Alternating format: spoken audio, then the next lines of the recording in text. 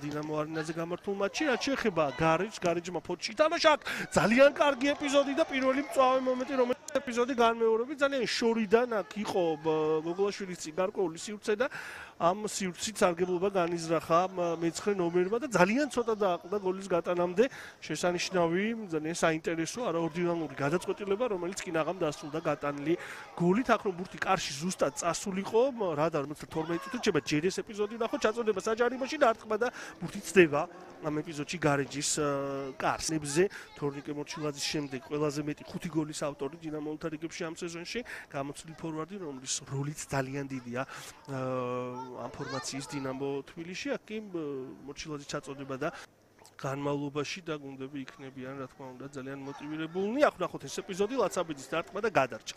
გადარჩა აქ გარეჯი აშკარა გოლს ლაცაბიძემ, რომელმაც ყველა საჯობა და შეძლო აქ დარტყმის განხორციელება. აქაც ბურთი რომ კარში წასულიყო, ალბათ დიდი იყო შანსი რომ და უკვე თბილისში 2-0 დაამარცხა კვიპროსული გუნდი. აქ ძალიან სახიფათო ეს ეპიზოდი, ნინუას დარტყმა და კიდევ ერთ შეხვედრაში საგოლე გადაცემა ამის ანგარიშზე, წინა შეხვედრაშიც გაიტანა როგორც მოგახსენეთ ჯარიმიდან და აქაც იყო ახლოს გატანასთან. ჯერჯერობით დამაგურგებელ ფაზაში უჭირთ გუნდებს, თორემ პრინციპში უკვე შეგვიძლია მარტივად მოსაგერიებელი იყო ეს დარტყმა. ნინუას შესრულებით ვიხილეთ, ვერ დავინახეთ ვის შეეხო ბურთი, მაგრამ ფაქტია რომ კიდევ უფრო სახიფათო გახდა ეს ცდილობა განსაკუთრებით მენკალისათვის მოსაგერიებლად. ასევე სხირტლაძე, რომელიც თადარიგშია, არუნაშვილიც აქ შორიდან დარტყმა და ისევ არაზუსტია ეს ცდილობა. ასე რომ შეუტია აქ სერგო კოხიანიძეა ყურადღების ცენტრში, ლაცაბიძე ეთამაშება აქტიურად, ჩაწოდება საჯარიმოში, ძალიან მწვავე და სახიფათო მომენტი და აქ უკვე დინამოელმა მცველებმა ითამაშეს კარგად, მცველები კიდევ ერთხელ განმეორებით ეს იერიში, ასეთი კონტრიერიში ბევრი გარეშ პირველ ტაიმში ნამდვილად არ ქონდა და მეორე ტაიმში დინამომ როგორც ჩანს უფრო დიდი ძალებით სცადა შეტევაში გადასვლა პირველი წუთებიდან და გარეჯს სამი ქულა მოიპოვა, მაშინ როცა მან გაიტანა გოლი, აქ გურგენიძე თამაშობს კარგად და ახერხებს თავისი გუნდის გადარჩენას. გადარჩა აქ მხოლოდ საკუთარი კარის უსაფრთხოებაზე ზრუნვა. ძალიან რთული დავალება იქნება სირაძე ასრულებდა ახ დარტყმას, მერე მორჩილაძე და გურგენიძე ახაც გადაარჩინა თავისი გუნდი. თავისუფლად შეგვიძლია იმის თქმა, რომ ოსეი ბარსი, ნინუა სახიფათო იყო.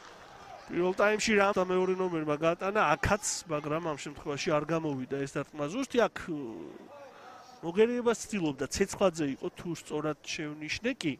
ამას ცეცხლაძე ცდილობდა აქ ბურთის მოგერიებას და კინაღამ ჩაიჭრა ბურთი აქ მასმინძელთა კარში. ყოჩა.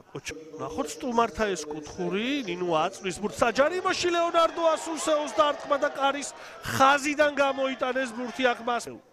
ამ სეზონში და ამ შეხვედრაშიც მეორე სართულზე ყველა საჯობა და ბრავო აქ ჯუდა არტურს, რომელმაც ყოველგვარი გადაჭარბების გარეშე კარის ხაზიდან ძალიან დამაჯერებლად გამოიტანა ბურთი. აქ მცირე აღელვება ან მცირე არა გულისაშვილი ითამაშებს, აქ მწვავე მომენტი, ლაცაბიძე დარტყმა და ანგარიში გაიხსნა დღევანდელ შეხვედრაში გატანილი გოლის ავტორი გახლავთ ლუკა ლაცაბიძე და 0-1 72 წუთზე 21 წლის ცენტრალურმა მცველმა მოთამაშე ლუკა ლაცაბიძე იტანს გოლს. კიდევ ერთხელ განმეორებით აქ ცდილობდნენ ამ კუთხურის შემდეგ მასმიძლები ვითარების განმუხტვას, იქ საგოლე გადაცემა მე მგონი ცვლილებაზე შეგუსულმა ირაკლი სირაძემ შეასრულა, კი ბატონო, და ლაცაბიძემ თავისი გუნდი დააწინაურა. ვერაფრით ვერავინ ვერ იტყვის, რა თქმა უნდა, რომ ეს გოლი არ იყო ამ ძალიან დიდი უპირატესობის შედეგი და კარგი ცრუ მოძრაობა, აქ ბურთს კაჭარავა დაეუფლება. პასიც გააკეთა, ჩაწოდება და პაპავა შეეძლო დარტყმა, კიდევ ერთი მცდელობა და ლორია თამაშობს. კარგად გადარჩა აქ დინამო თბილისი. დარტყმას თუ სწორად შევნიშნე, კიდევ ერთხელ განმეორებით, ყველა პასი ბრძოლაში გაკეთდა და ყველა ბურთისთვის მოუწიათ ბრძოლაში აქტიური შესვლა. მასპინძლებს არ გამოვიდა მაინც და მაინც ძლიერია ეს დარტყმა და დამატებით ის აღსანიშნავია, რომ პირდაპირ დინამოელთა თარება აქ შეიძლება დინამო მეორე გოლის გატანა მოახერხოს, თუმცა არ გამოუვიდა აბდულაიოროს ზუსტი ეს ცდელობა. და ორივე გუნდს წარმატებები უსურვოთ, რა თქმა უნდა, ამ სეზონის ამ დასკვნით უკვე კულმინაციურ შეხვედრებში.